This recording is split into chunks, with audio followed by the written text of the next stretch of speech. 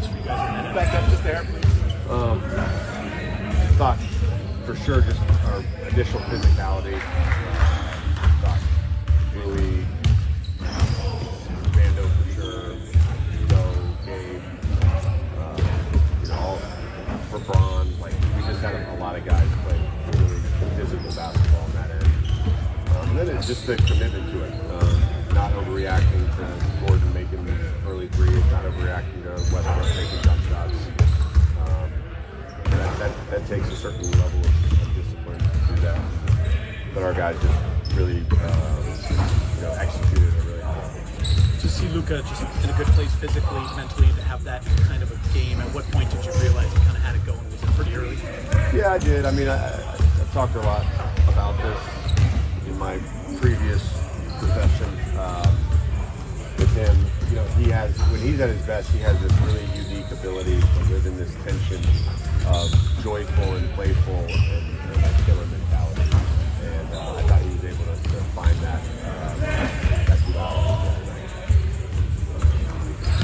How do you think emotions will handle I think every day that he's been with us, something that he's doing more normal.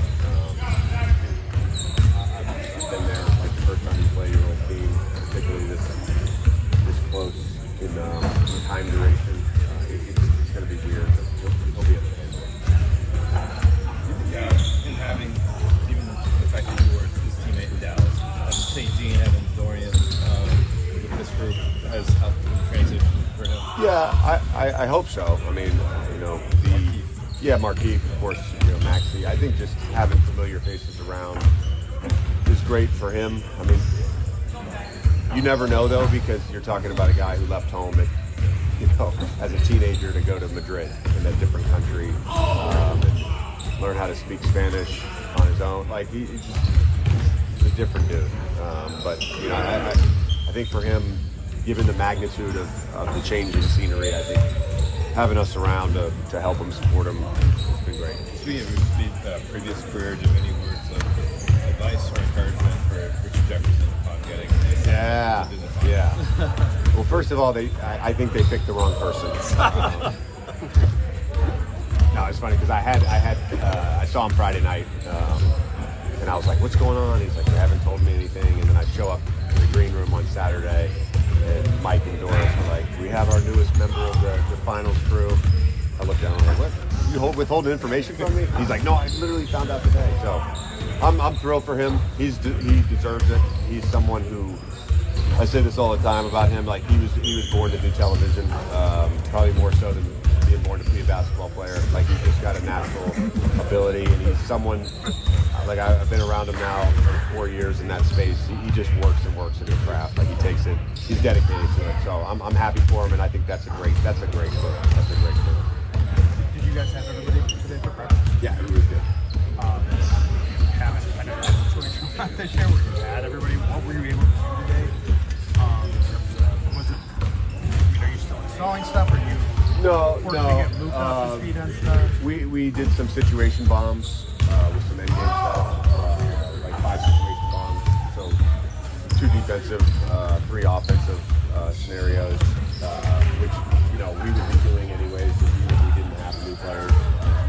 Those things you have to constantly sharpen it up, tweak, practice, all that stuff. So we worked on that, and then a lot of today was just prep for that.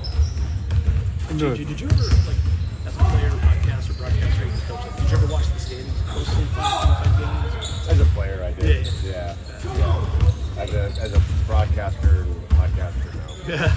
As a coach, yeah, you're pretty dialed in. You're psychotic about it. You're psychotic about it. I wake up every morning and I say, all right, who's playing who today? I need to know. I think coaches, I remember being in Philly with like Jim O'Brien and Brett and all those guys. And, as a player, you're obviously looking at the standings, but like, I don't know who else is playing tonight. I know we have a game, and that's all they would talk about. Who is Cleveland playing? Is there a chance Cleveland playing? We're trying to get the 3 seed. I found myself caring yesterday way more than I usually do. Yeah, coaches are like that. Yeah, coaches are like that. JJ, it's the first time you guys are going to be playing Max. Can you just speak to his growth with you guys this season, and then the way that he's seemed to grow more offensively? Yeah, you know, again, Max, since the day I took the job, was someone that I was very high on, and really, him and Jalen were the first two guys that we got our hands on because we weren't with the summer league team all that much. So Bronny and DK were kind of with that group, and Max and Jalen were with us in summer league, and just feel very invested for the rest of my life in his career. He's someone who, throughout our time together, was given more opportunity and became someone who starred in his role. He has a lot of freedom in Dallas that, frankly, he didn't have here. At some point, he would have had it here, but really happy to see him succeeding. There were cameras in the locker room.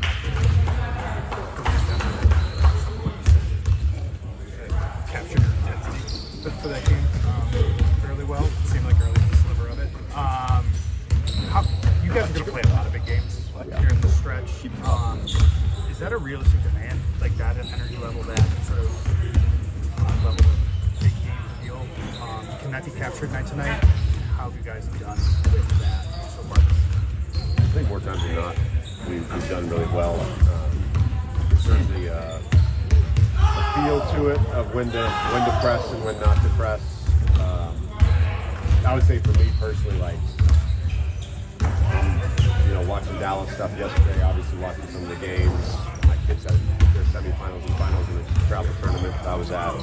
I spent a lot of time watching basketball yesterday, and I couldn't wait to come to work for that. And I can't wait for tomorrow, and we'll be excited for Wednesday. That's just, for me personally, that's just how I know I'm doing the right thing right now. This is what I thought it would be, and my own sustainability.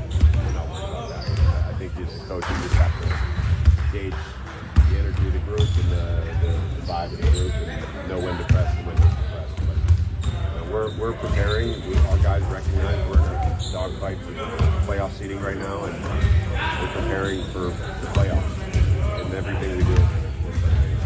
Now that Luka's been here for a few weeks, is there something in particular about his basketball brilliance, his basketball IQ that really speaks to you?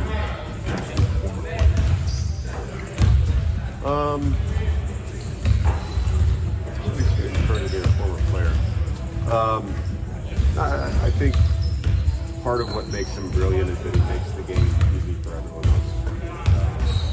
I didn't get to experience that as much as I would have liked as a teammate, but he would be somebody that I would just love to know. Coach, since the AD trade, the team's been top 3 in grading, really been doing a good job of denying points in the paint. How's the team been able to excel defensively even after losing a guy like AD?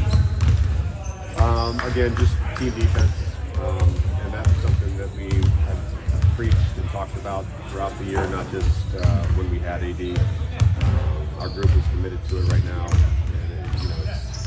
and we have some good defenders. We have some really good defenders, but I think in the NBA, OKC has a bunch of really good on-ball guys. They still play decent. You have to play good defense.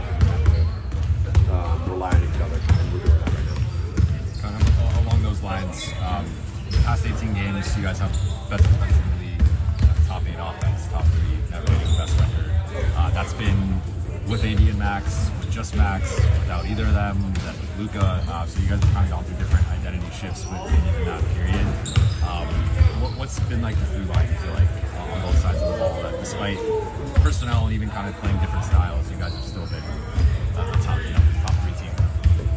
Playing hard, competing. You're trying to capture that every night. And again, this is a team sport, and the group has to be right. And I think more times than not, our group has just been right with our competitive spirit, and the game plan shifts and what you're trying.